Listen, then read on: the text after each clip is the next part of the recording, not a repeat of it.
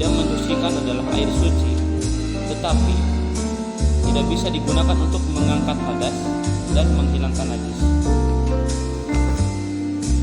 Air suci tetapi tidak mensucikan ada dua macam, yaitu air berubah dan air mustakmal. Satu, air berubah atau al-ma'ul mutaghayyir. Air berubah adalah air yang bercampur dengan benda suci yang lainnya sehingga air tersebut berubah dengan perubahan yang sangat parah. Adapun syarat air berubah itu ada 3. Yang ke satu, bercampur dengan benda suci. Yang kedua, perubahan yang sangat parah. Yang ketiga, benda suci yang bercampur dengan air bukan benda yang biasa berada di tempat air. Benda yang biasa di tempat air seperti lumut yang ada di kolam, belerang yang ada di danau, maka perubahan air karena lumut yang berada di kolam dan belerang yang berada di danau tidak mengubah hukum air. Bagaimana cara mengetahui perubahan yang sangat parah? Untuk mengetahui perubahan yang sangat parah pada air adalah sebagai berikut. 1. Dengan cara air tersebut ditunjukkan kepada orang yang belum mengetahui tentang campuran air tersebut. 2. Jika orang tersebut langsung mengetahui campuran air tersebut, maka air tersebut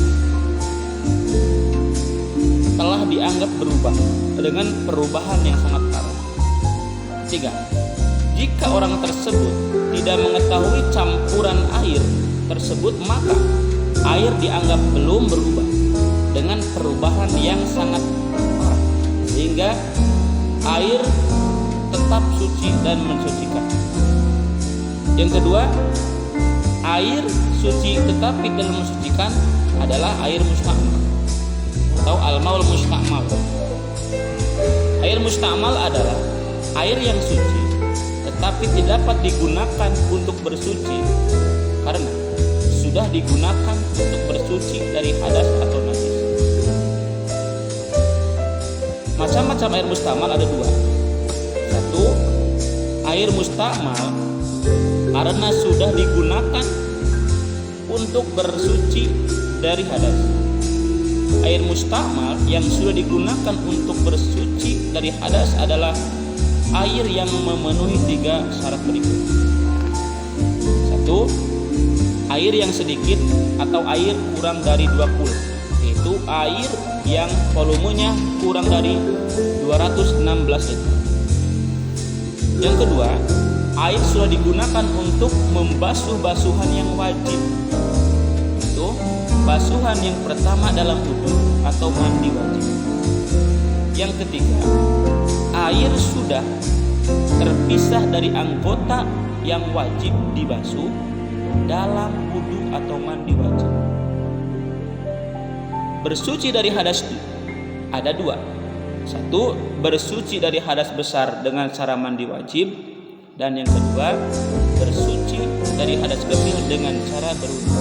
Maka air yang sudah digunakan untuk mandi wajib dan berwudu disebut sebagai air mustakmal. 2. Air mustakmal karena sudah digunakan untuk mensucikan najis. Air akan disebut sebagai air mustakmal dengan 5 syarat berikut. 1. Air sedikit. 2. Air yang didatangkan. 3. Air terpisah dari benda yang disucikan. 4. Air tidak bertambah berat karena najis. 5. Air tidak berubah karena najis. 3. Jika air tersebut atau air mustakmal yang suci tidak bisa mensucikan karena mustakmal karena terkena najis, itu sudah berubah namanya bukan air mustakmal tapi air yang najis, otomatis tidak bisa digunakan untuk suci. Sekali lagi, bila mana disebut air mustakmal karena terkena najis, namanya sudah berubah, bukan air mustakmal tapi menjadi air bukan najis, otomatis tidak bisa digunakan